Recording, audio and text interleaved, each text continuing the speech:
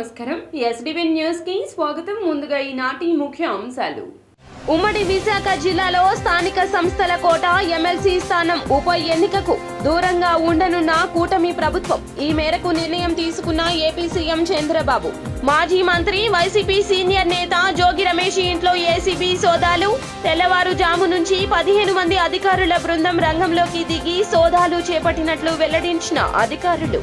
చేనేత వస్త్రాల అమ్మకమే లక్ష్యంగా రాష్ట్ర వ్యాప్తంగా చేనేత ఎగ్జిబిషన్లు ఏర్పాటు చేస్తున్నట్లు వెల్లడించిన రాష్ట్ర బీసీ సంక్షేమ చేనేత జౌళి శాఖ మంత్రి సవిత. ప్రభుత్వ ఆసుపత్రులు దేశంలోనే బెస్ట్ గా ఉండాలన్న ఏపీ సీఎం చంద్రబాబు. వైద్య ఆరోగ్య శాఖ అధికారులతో ఉన్నత స్థాయి సమీక్ష నిర్వహించిన చంద్రబాబు.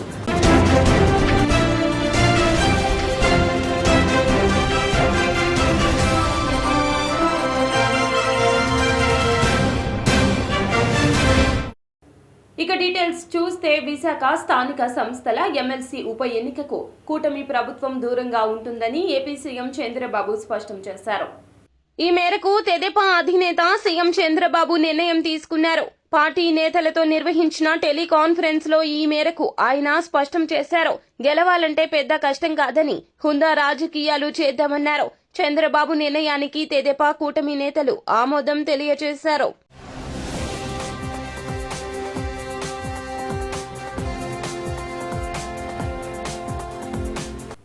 మాజీ మంత్రి జోగి రమేష్ ఇంట్లో ఏసీబీ అధికారులు సోదాలు నిర్వహిస్తున్నారు. రమేష్ ఇంట్లో ఉన్న కీలక డాక్యుమెంట్లను అధికారులు స్వాధీనం చేసుకున్నారు. ఈ కేసులో మాజీ మంత్రి జోగి రమేష్ నాయుడు, జోగి రాజీవ్ ను పోలీసులు అదుపులోకి తీసుకున్నారు. అగ్రిగోల్డ్ భూముల విషయంలో జోగి రమేష్ పై ఆరోపణలు వచ్చిన విషయం తెలిసిందే. చాలా మంది బాధితులు ఆయనపై ప్రభుత్వానికి ఫిర్యాదు చేశారు. మంత్రిగా ఉన్న సమయంలో అవినీతి అక్రమాలకు పాల్పడినట్లు అధికారుల దృష్టికి రావడంతో ఏసీబీ అధికారులు తనిఖీలు చేపట్టారు.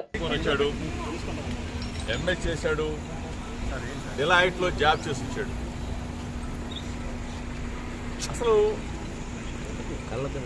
అమాయకంగా ఎటువంటి తప్పు చేయనటువంటి మా కుటుంబాన్ని నా మీద కక్ష ఉంటే ఉండొచ్చు చంద్రబాబు నాయుడు గారికి, నా మీద కక్ష ఉంటే ఉండొచ్చు లోకేష్కి. ఎగిరిగోల్డ్ ఏంటి బాబు, ఎగిరిగోల్డ్ ఆస్తులు ఆల్రెడీ అటాచ్మెంట్లో ఉన్నాయి. మొట్టమొదటిసారిగా నేను మీడియా ముందు మాట్లాడుతూ ఉన్నా. మొట్టమొదటిసారిగా ప్రభుత్వం అధికారంలోకి వచ్చిన తర్వాత మొట్టమొదటిసారిగా మీడియా ముందు ప్రభుత్వం ఏదైనా మంచి చేస్తే మంచి చెప్దామని చెప్పి అనుకున్నాను. అంతేగాని డైవర్షన్ పాలిటిక్స్ చేస్తూ అభం శుభం తెలియని పిల్లల మీద ఏంటి సార్ ఇది? దయచేసి మీకు కూడా పిల్లలు ఉన్నారు, మీకు కూడా పిల్లవాడు ఉన్నాడు. మీ ఇంటికి మా ఇల్లు ఎంత దూరమో మా ఇంటికి మీ ఇల్లు కూడా అంతే దూరం.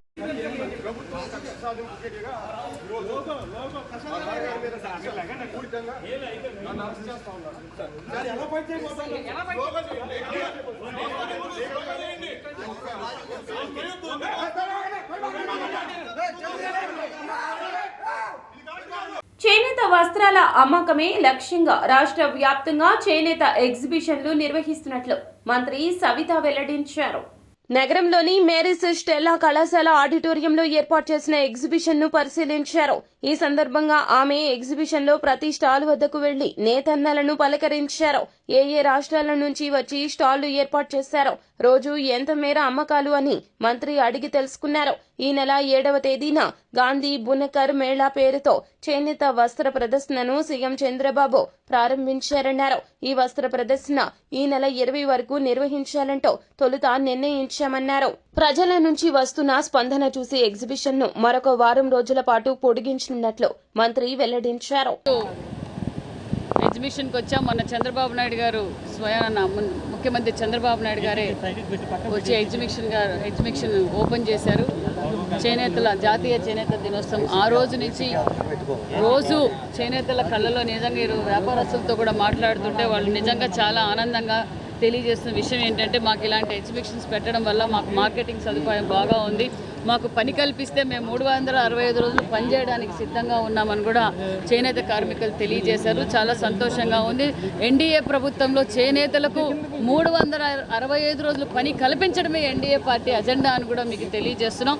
ఈ 45 రోజుల నుంచి కూడా మేము అనేక చోట్ల చేనేత కార్మికుల దగ్గరికి వెళ్ళాం. వాళ్ళ సమస్యలు కూడా తెలుసుకున్నాం. వాళ్ళకి గతంలో అయితే 14 నుంచి 19లో అనేక సబ్సిడీలు అనేక విధాలుగా చేనేతలకు చేదోడు వదక ఒక పక్క చంద్రన్న కానుక కావచ్చు, విద్యా దీవెన కావచ్చు, అనేక విధాలుగా వాళ్ళకి అన్ని అందుబాటులో ఉండేటివి. గత 5 సంవత్సరాలుగా చేనేతల పరిస్థితి మరీ దారుణమైన పరిస్థితి. కొన్ని చోట్ల ఆత్మహత్యలు కూడా చేసుకున్నారు. కొన్ని చోట్ల మార్కెటింగ్ సదుపాయం లేక వాళ్ళ దగ్గర అలాగే తయారు చేసిన సరుకు అంతా వాళ్ళ దగ్గరే ఉంది. అవన్నీ కూడా ఒక్కొక్కటిగా మేము పరిష్కారం చేస్తున్నాం. గతంలో ఏవైతే రాజయోగం ఉండేదో చేనేతలకు, ఆ విధంగా మేము చేనేత కార్మికులకు పెద్దపీట వేస్తున్నాం. అనేక చోట్ల కూడా మేము కూడా ఇంకా ఎగ్జిబిషన్స్ పెట్టడానికి కూడా ప్రయత్నం చేసి వాళ్లకు సేల్స్ కోసం, ఎంకరేజ్మెంట్ కోసం కూడా చేస్తున్నాం. అదేవిధంగా ఆన్లైన్ ఏ విధంగా చేయాలో కొన్ని చోట్ల ట్రైనింగ్ సెంటర్స్ కూడా పెట్టి, కొన్ని చోట్ల క్లస్టర్లు పెట్టి వాళ్ళకు కావాల్సిన సబ్సిడీలన్నీ అందజేస్తామని కూడా తెలియజేస్తూ ఈ ఎగ్జిబిషన్స్ కూడా 7వ తారీఖు నుంచి 20వ తారీఖు వరకు 21 వరకు కూడా ఎగ్జిబిషన్ జరుగుతుంది. మంచి సేల్స్, రోజుకి యావరేజ్గా 20 లక్షల రూపాయలు సేల్ అవుతుంది. ప్రతి ఒక్కరికి నేను ప్రజలందరికీ తెలియజేసేది ఒక్కటే, చేనేతలకు అండగా ఉందాం. ప్రతి ఒక్కరూ చేనేత వస్త్రాలు ధరించవలసిందిగా కూడా కోరుకుంటూ మన ఆరోగ్యాన్ని కూడా కాపాడుకోవాల్సిన బాధ్యత మనందరి ఉంది. మనం చేనేత వస్త్రాలు ధరించడం వల్ల కూడా స్కిన్ అలర్జీస్ కావచ్చు, అనేక ఆరోగ్య సమస్యలు కూడా ఆరోగ్యంగా ఉంటామని.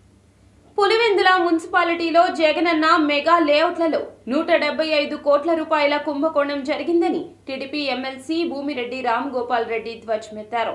TDP MLC Bhumireddy Ram Gopal Reddy media సమావేశం నిర్వహించారు. ఈ సందర్భంగా ఆయన మాట్లాడుతూ జగనన్న ఇళ్లలో అంతా అవినీతే, రాష్ట్రంలో లక్షలాది గృహాలను నిర్మించామని చెప్తున్న జగన్ రెడ్డి పులివెందుల్లో ఇళ్ల నిర్మాణంలో జరిగిన అవకతవకలపై చర్చకు సిద్ధమా? నియోజకవర్గంలో కాదు, కనీసం మున్సిపాలిటీల్లోని జగనన్న లేఅవుట్లో జరిగిన అక్రమాలపై పులివెందులలోనైనా తాడేపల్లిలోనైనా చర్చకు సిద్ధం. పులివెందుల మున్సిపాలిటీలోని జగనన్న మెగా లేఅవుట్లలో దాదాపు 8,456 గృహాలు మంజూరు అయితే ఇటీవల రాష్ట్ర ప్రభుత్వం జిల్లా కలెక్టర్ల ఆధ్వర్యంలో విచారణ చేయిస్తే దాదాపు 2,489 మంది బోగస్ లబ్ధిదారులు అనర్హులు అని తేలిందన్నారు. అన్యాయాలు, అక్రమాలు, పేదలకు అన్యాయం జరుగుతోంది. రైతులను పట్టించుకునే వాళ్ళంతా ఎవరూ లేరు. ప్రభుత్వం సుప్త చేతనావస్థలోకి వెళ్ళిపోయిందని చెప్పేసి మాజీ ముఖ్యమంత్రి పులివెందుల ఎమ్మెల్యే జగన్మోహన్ రెడ్డి గారు ఆపసోపాలు పడుతూ తానే ప్రజారక్షకునిగా మంచి పరిపాలన అందించానని చెప్పి బీరాలు పలుకుతూ ఉన్నాడు. తన బ్లూ మీడియా ద్వారా ఇష్టానుసారంగా ప్రజల్లో గందరగోళాన్ని ఏర్పడే విధంగా, రైతులకు ఏమాత్రం కూడా మేలు జరగని విధంగా ఆయన మాట్లాడుతూ ఉన్నాడు. రాష్ట్రంలో అవినీతి జరుగుతూ ఉన్నాయి, అక్రమాలు జరుగుతాయని చెప్పి మాట్లాడుతున్నాడు. ఈ సందర్భంగా జగన్మోహన్ రెడ్డి గారిని నేను సూటిగా ప్రశ్నిస్తూ ఉన్నా. రాష్ట్రంలో అవినీతి, అక్రమాల సంగతి దేవుడెరుగు. మీరు ముఖ్యమంత్రిగా ఉన్నప్పుడు మన పులివెందుల నియోజకవర్గంలో జరిగిన అక్రమాలు, అన్యాయాలపైన మీరు విచారణకు సిద్ధమా అని నేను జగన్మోహన్ రెడ్డి గారిని ప్రశ్నిస్తూ ఉన్నా. రాష్ట్రంలో లక్షలాది గృహాలను నిర్మించామని చెప్తున్న జగన్మోహన్ రెడ్డి గారు పులివెందుల నియోజకవర్గంలో జరిగిన గృహ నిర్మాణంలో జరిగిన అవకతవకలపైన మీరు చర్చకు, విచారణకు సిద్ధమని ప్రశ్నిస్తూ ఉన్నా. పులివెందుల నియోజకవర్గం అంతా కాదు, పులివెందుల మున్సిపాలిటీ పరిధిలో మీరు తలపెట్టిన జగనన్న మెగా లేఅవుట్లో జరిగిన అక్రమాలపైన మరిద్దరం ఎక్కడైనా కూడా, పులివెందులలో అయినా సరే లేకపోతే తాడేపల్లిలో అయినా సరే, ఎక్కడైనా సరే చర్చకు మన ఇద్దరం కూడా కూర్చొని మాట్లాడుకుందామని డిమాండ్ చేస్తూ ఉన్నా, సవాల్ చేస్తూ ఉన్నా. పులివెందుల మున్సిపాలిటీ పరిధిలో జగనన్న మెగా లేఅవుట్లో దాదాపు 8,456 గృహాలు మంజూరైతే ఇటీవల రాష్ట్ర ప్రభుత్వం జిల్లా కలెక్టర్ గారి ఆధ్వర్యంలో విచారణ చేయిస్తే దాదాపు 2,489 మంది లబ్ధిదారులు బోగస్ లబ్ధిదారులు, అనర్హులని చెప్పి తేల్చడం జరిగింది. సమస్య మూలాలపై ప్రత్యేక శ్రద్ధ వహించాలి అని వీఎంసీ కమిషనర్ ధ్యాన చంద్ర అధికారులను ఆదేశించారు. నగరవాసుల నుండి అందిన సమస్యల వినతుల ఆధారంగా బాధ్యులైన విభాగాల అధికారులు తప్పనిసరిగా క్షేత్రస్థాయిలో నేరుగా వాటిని పరిశీలించి సకాలంలో పరిష్కరించేందుకు అనువైన అన్ని చర్యలు తీసుకోవాలంటూ బీఎంసీ కమిషనర్ ధ్యాన చంద్ర అధికారులను ఆదేశించారు. నగరంలోని వివిధ ప్రాంతాల నుండి వచ్చిన వారి నుంచి పలు సమస్యలపై 16 వినతులు స్వీకరించారు. లాస్ట్ వీక్కి వచ్చిన అర్జీస్ ఓన్లీ ఇప్పుడు దాకా ఒకటి మాత్రమే రావడం జరిగింది. అది కూడా క్రానిక్ ఇష్యూ. అది అంటే నా స్ట్రీట్ వెండర్స్ రోడ్ ఆక్యుపై చేసుకున్నారనేది దాదాపుగా 25-30 ఇయర్స్ నుంచి అక్కడే ఉన్నారు. సో ఒకవైపు పార్టీలు ఇమీడియట్లీ దాన్ని తొలగించండి అని, బట్ అక్కడ ఉన్న వాళ్ళు వేరే వర్షన్ ఉంటుంది. మన ఎనీవే ఆ డిసిషన్స్ అనేది కొంచెం టైం తీసుకుని సెన్సిటివ్గా హ్యాండిల్ చేసి చర్యలు తీసుకోవాలి తప్ప వెంటనే వెళ్ళడానికి ఉండదు. సో ఇట్లా ఇష్యూ తప్ప లాస్ట్ వీక్కి దాదాపుగా 99% రిప్యుటేషన్ అయితే ఏం లేదు. మన ఓరియంటేషన్ కూడా అంతే, ఎందుకంటే ఈ స్థాయిలో వచ్చిన తర్వాత మన హెచ్ఓడీస్ డైరెక్ట్లీ సాల్వ్ చేసేస్తున్నారు. సో చిన్నవి అక్కడే సాల్వ్ అయిపోతున్నాయి కాబట్టి క్రానిక్ ఇష్యూస్ తప్ప మళ్ళీ ఏం రిపీటేషన్ ఏం రాలేదు. థ్యాంక్ యూ అండి. Thank you.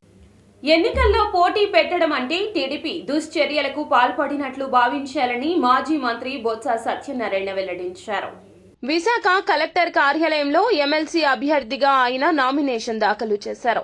అనంతరం మీడియాతో మాట్లాడుతూ స్థానిక సంస్థల ఎన్నికల్లో వైసీపీకి 580కి పైగా ఓట్ల బలం ఉందన్నారు. వైసీపీకి స్పష్టమైన మెజారిటీ ఉన్నా ఎవరో బిజినెస్ మెన్ ను తెచ్చి టీడీపీ పోటీ చేయిస్తుందని ప్రచారం జరుగుతోందంటూ రాజకీయాలంటే ఆ పార్టీకి వ్యాపారంలా ఉందా అంటూ ధ్వజమెత్తారు. ఉత్తరాంధ్ర ప్రజలకు ఏం సందేశం ఇస్తున్నారంటూ ప్రశ్నించారు. దాంట్లో మెజారిటీ 530 పైచిలకే వైఎస్ఆర్సీపీ పార్టీకి మెజారిటీ ఉంది కాబట్టి ఇవాళ ఈ ఎన్నికల్లో మేము పోటీ చేస్తున్నాం. ప్రజాస్వామ్యబద్ధంగా ఈ ఎన్నికల్లో తప్పకుండా మరి గెలుపు జరుగుతుందని ఆశిస్తున్నాం, ఊహిస్తున్నాం, జరగాలని కోరుకుంటున్నాం.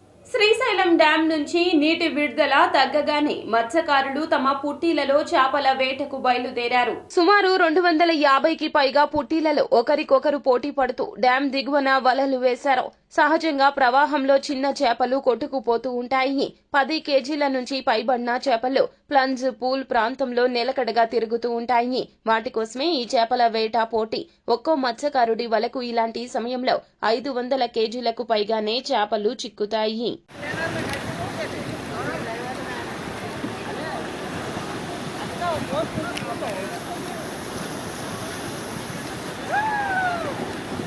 కర్ణాటక ప్రాజెక్టు గేటు కొట్టుకుపోతే మాజీ ముఖ్యమంత్రి జగన్మోహన్ రెడ్డిపై దుష్ప్రచారం చేయడం తగదంటూ మాజీ మంత్రి అంబటి ధ్వజమెత్తారు.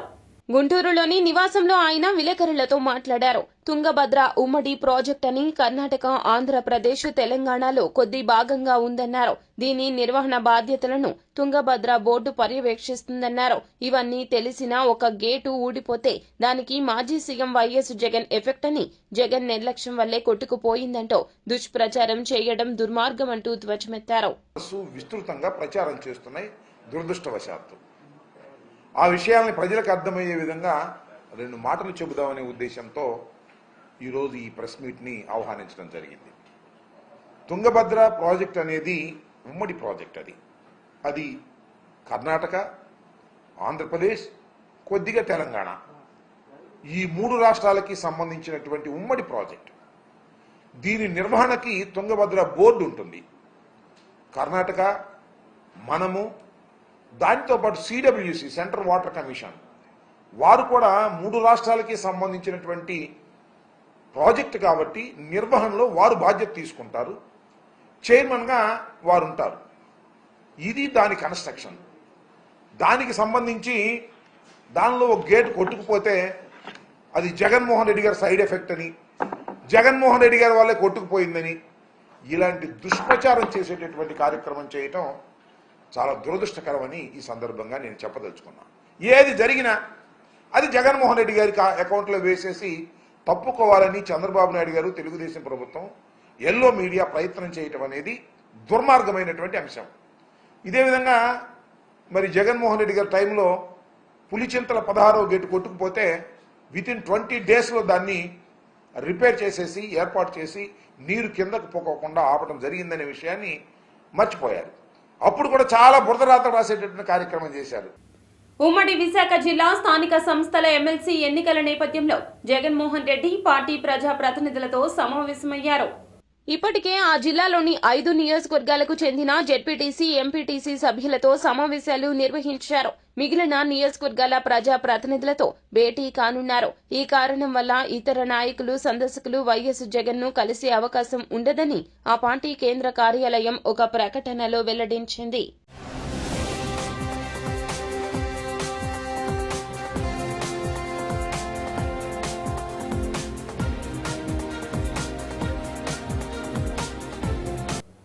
DPC government junior lecturers association గాంధీనగర్లో ప్రెస్ మీట్ నిర్వహించారు.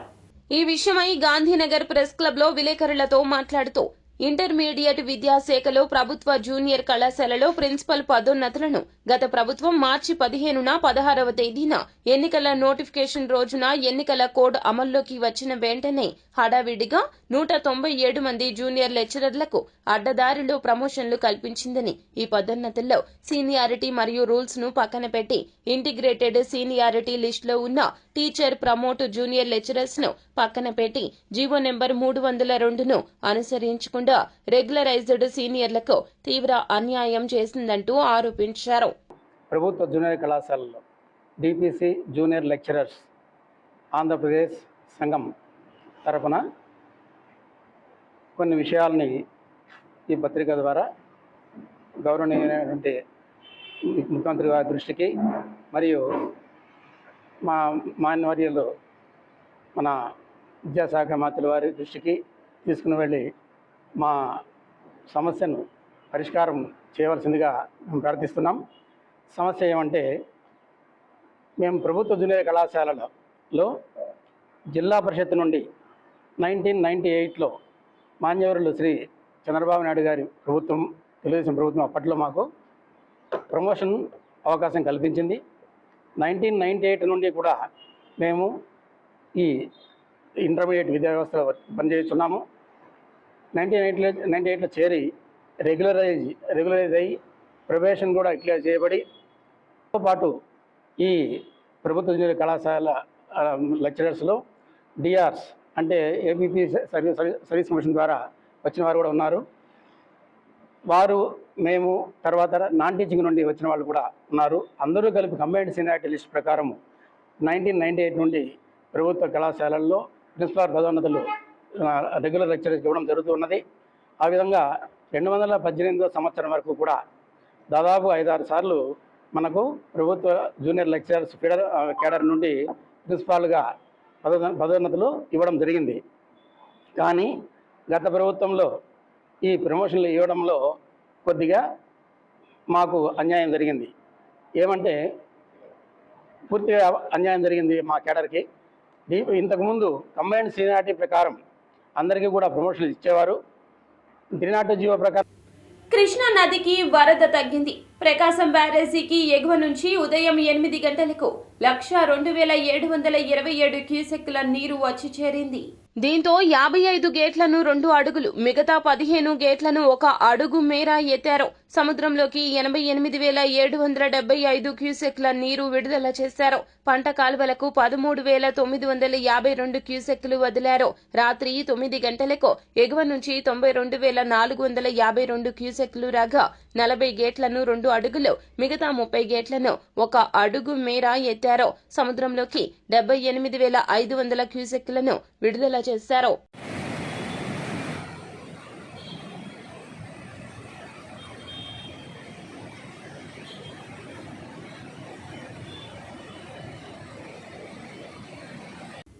రాష్ట్రంలోని ప్రభుత్వ ఆసుపత్రులు దేశంలోనే బెస్ట్ గా ఉండాలి అని ఏపీ సీఎం చంద్రబాబు ఆదేశించారు. వైద్య ఆరోగ్య శాఖపై ఆయన ఉన్నతాధికారులతో సమీక్షించారు. ఈ సందర్భంగా పలు కీలక సూచనలు చేశారు. వైద్య ఆరోగ్య శాఖలో ఉత్తమ విధానాలు అమలు చేయండి, టెలిమెడిసిన్ ద్వారా ప్రజలకు మెరుగైన సేవలందించండి, కిడ్నీ బాధితుల వివరాలు మండలాల వారీగా సేకరించండన్నారు. ప్రభుత్వ ఆసుపత్రుల్లో పరిశుభ్రత తప్పనిసరి అన్నారు. రోగులకు శుభ్రమైన బెడ్షీట్లు అందించాలంటూ చంద్రబాబు సూచించారు.